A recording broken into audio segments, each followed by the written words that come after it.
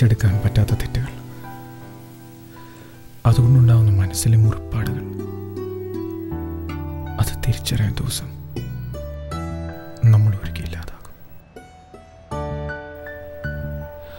ആ തിരിച്ചറിവിൽ ജീവിതം തുടങ്ങുന്നു.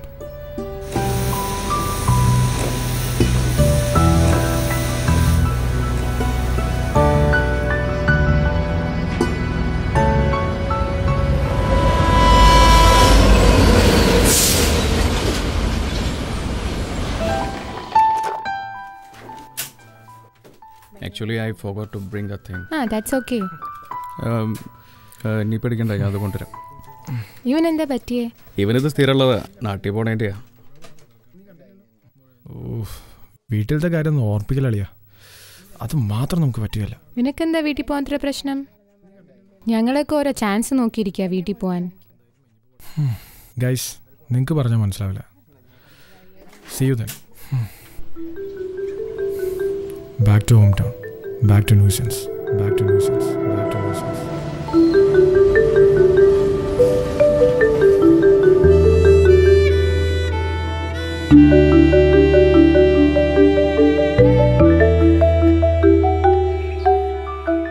ഉണ്ണി എത്തിയോ? ഒരുപാട് നാളായില്ലയോ പോയിട്ടിപ്പോ? ഞാൻ പോയിട്ട് 1 മാസമല്ലേ ഉള്ളൂ. അച്ഛമ്മ ആരെയാ നോക്കി നിൽക്കണേ? ആരെയുമല്ല ഉണ്ണിയെ, എൻ്റെ കുട്ടിയോളെ തന്നെയാ. പണ്ട് തറവാട്ടിലായിരിക്കുമ്പം എല്ലാവരും എൻ്റെ കൂടെ തന്നെ ഉണ്ടായിരുന്നു. ഇപ്പം അവരെ ഒന്ന് കാണണമെങ്കിൽ രാവിലെ മുതൽ വൈകിട്ട് വരെ റോഡിലേക്ക് നോക്കി നിൽക്കണം. ബൈക്കിലോ കാറിലോ അവർ പോകുന്നതൊരു മിന്നായം പോലെ കാണാം. അതൊരു സന്തോഷമാണ്.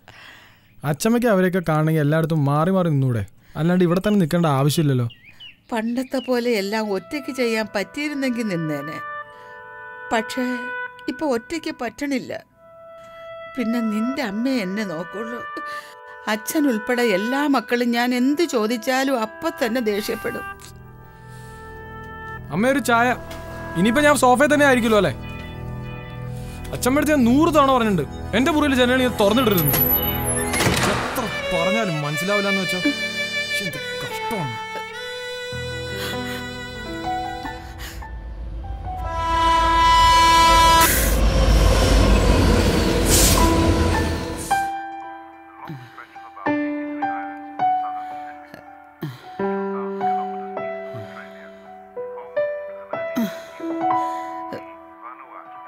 മോനെ, ആ മലയാളം ചാനൽ ഏതെങ്കിലും ഒന്ന് വയ്ക്കുമോ? എനിക്കിതൊന്നും മനസ്സിലാവണില്ല. അച്ഛമ്മ, എനിക്കിത് മാറ്റാൻ പറ്റില്ല. ഞാൻ സ്ഥിരം കാണുന്ന പ്രോഗ്രാമാണ്. അല്ലെങ്കിൽ തന്നെ ഞാൻ കാണാനിരിക്കുമ്പോഴാണ് അച്ഛമ്മയ്ക്കിത് കാണാൻ തോന്നണത്. അതല്ല മോനെ, എനിക്കിത് വയ്ക്കാൻ അറിയില്ല. മലയാളം ഏതിലാണെന്ന് പോലും എനിക്കറിയില്ല. അതുകൊണ്ട് ആരെങ്കിലും വയ്ക്കുമ്പം വന്ന് കാണും, അത്രയേ ഉള്ളൂ. എന്തായാലും കാണാൻ പറ്റില്ല അച്ഛമ്മ.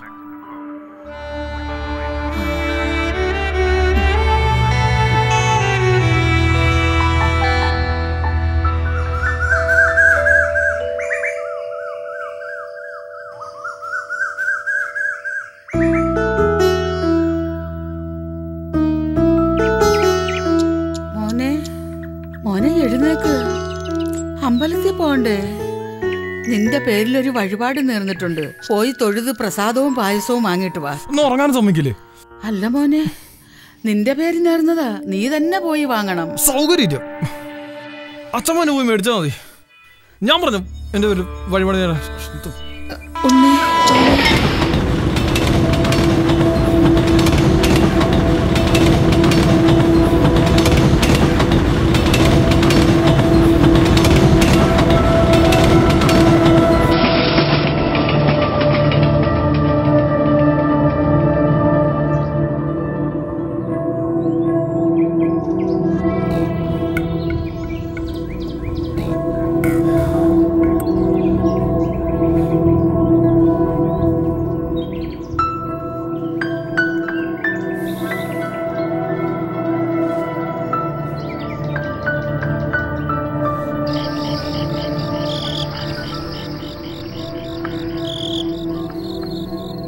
ഉണ്ണി എന്താ ഇത്?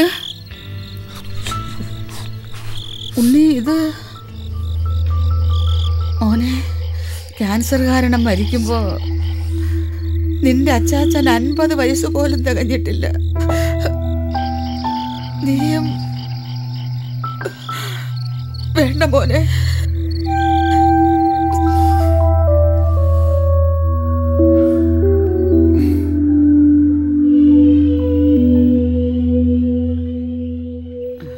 എനിക്കറിയത്തില്ല ക്ലിയർ ആയിട്ട് നടക്കൂല, പ്രശ്നമാണ്. എനിക്കിപ്പോ എന്താ പറയണേ, ബാംഗ്ലൂർ പോകണമെന്നുണ്ട്. ഞാൻ പറയണത് എന്താ വെച്ചാൽ നീ ഡെയിലി റിപ്പോർട്ട് ചെയ്യാൻ പറ്റുമോ നോക്ക്. അല്ല ഇറങ്ങുവാണോ?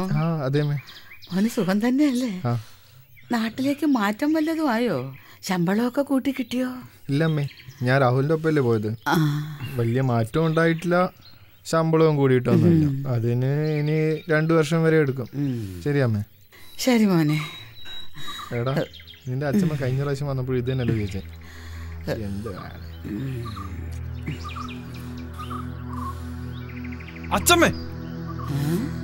അച്ഛമ്മക്ക് വേറെ ഒന്നും ചോദിക്കാനല്ലേ? ഇത് തന്നെയല്ലേ കുറച്ച് ദിവസം മുമ്പ് ആ വന്നപ്പോ അച്ഛമ്മ ചോദിച്ചു ഈ ആഴ്ചയിൽ സാലറി കൂടാൻ അവനെ കള്ളക്കച്ചവടം ചെയ്യുന്നു. എനിക്ക് വേറെ എന്താ ചോദിക്കേണ്ടതെന്ന് അറിയില്ല മോനെ. എൻ്റെ മനസ്സിൽ എവരൊക്കെ എന്തെങ്കിലും നാട്ടിൽ തിരിച്ചു വരണമെന്നും പുറത്ത് ജോലി ചെയ്യുകയാണെങ്കിൽ നല്ല ശമ്പളത്തിൽ ആരോഗ്യത്തോടെ ജീവിക്കുന്നുണ്ടോയെന്നും അറിയണം. അത്രയേ ഉള്ളൂ.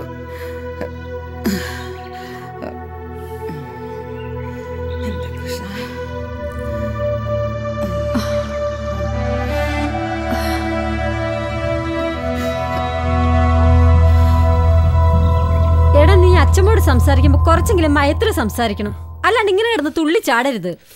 വല്ലപ്പോഴേ നാട്ടിലേക്ക് വരുന്നുള്ളൂ. ആ സമയത്ത് സമാധാനം കിട്ടില്ല എന്ന് വെച്ചാ എത്ര മക്കളുണ്ട്, എന്നിട്ട് നാശം പിടിക്കാൻ അമ്മയെ വന്ന് നോക്കുമെന്ന് പറഞ്ഞ് ഇവിടെ വന്ന് നിന്നോളും.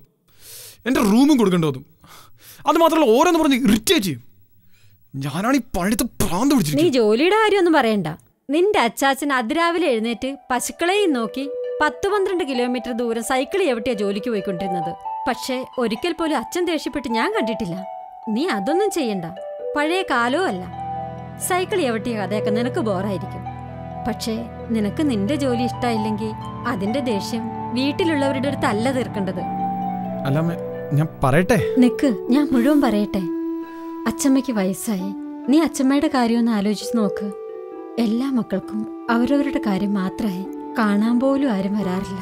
അച്ഛമ്മ പറയാറുണ്ട്, ചെറുപ്പത്തിൽ അമ്മേനെ ഞാൻ നോക്കും എന്ന് പറഞ്ഞ് അടികൂടി അതേ മക്കള് തന്നെയാണോ ഇതെന്ന്. പണ്ടത്തെ പോലെ അവരെ ഒരുമിച്ച് കൊണ്ടുവരാനുള്ള ശക്തിയുമില്ല. അച്ഛമ്മ ഇനി എത്ര കാലം ഉണ്ടെന്നറിയില്ല. തീരെ വയ്യ മോനെ. പക്ഷേ നിന്നെ ഭയങ്കര ഇഷ്ടാ. ആ ഇഷ്ടം ഇങ്ങനെയൊക്കെ പ്രകടിപ്പിക്കാനേ ആ പാവത്തിനറിയൂ. ഇനി ആ 2 മാസം കഴിഞ്ഞ വരല്ലോ കേട്ടോ. ഡൽഹിയിലാണ് പ്രോജക്റ്റ്. തിരക്കായിരിക്കാമോ? CEO ഒക്കെ ഉള്ള മീറ്റിംഗ്സാ. ഇതും കൂടി വെച്ചോ. എത്തിയിട്ട് വിളിക്കണോട്ടോ മോനെ.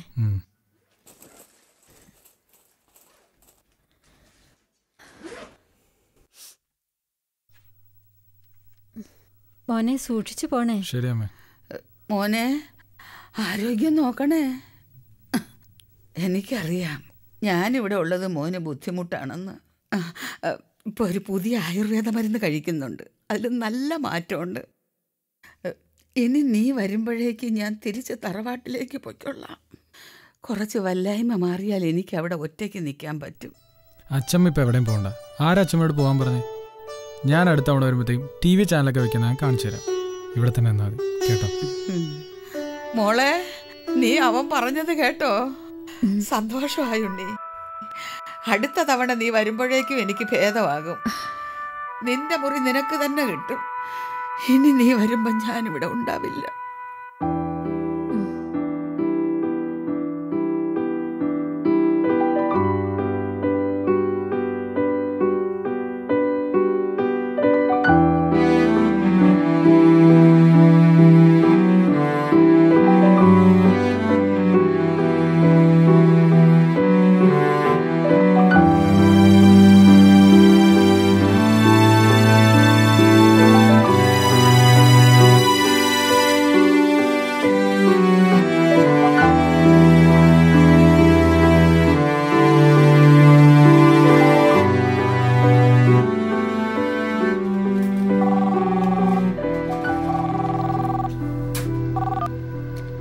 ആ പറ അമ്മ.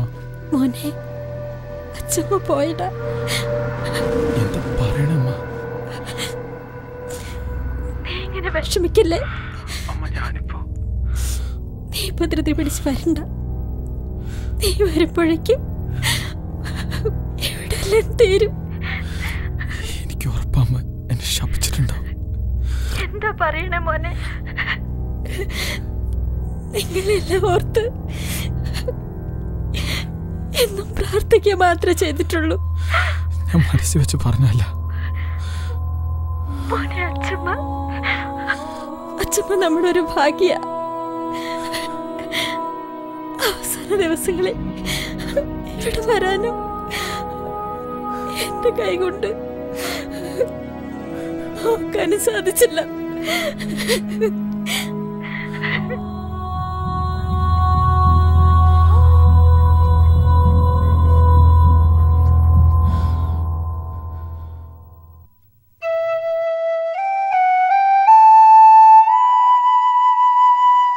ഇനി നീ വരുമ്പോ ഞാനിവിടെ ഉണ്ടാവില്ല.